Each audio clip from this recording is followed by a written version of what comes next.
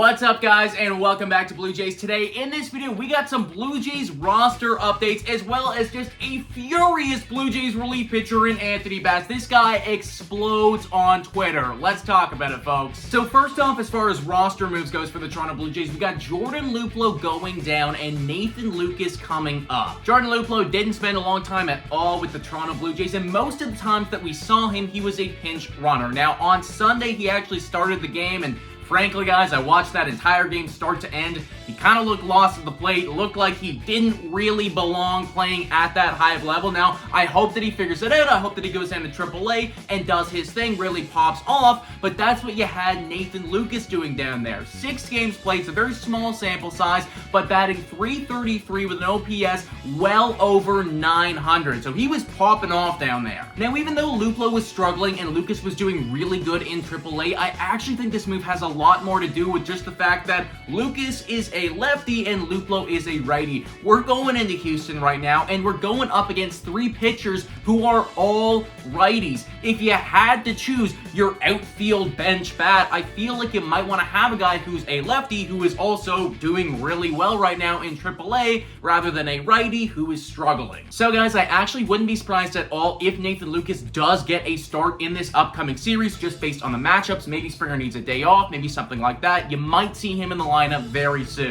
Now, before we get to why Anthony Bass is furious, a quick shout out to our sponsor. Time for your daily Betway breather. A quick reminder that the best place to bet is on Betway. Must be 19 years of age or older to play. In collaboration with iGaming Ontario, please bet responsibly. Now, back to the content. So Anthony Bass kind of popped off on Twitter last night, and it got a lot of traction. He initially tweeted out, "The flight attendant at United just made my 22-week pregnant wife traveling with a 5-year-old and 2-year-old get on her hands and knees to pick up the popcorn mess by my youngest daughter.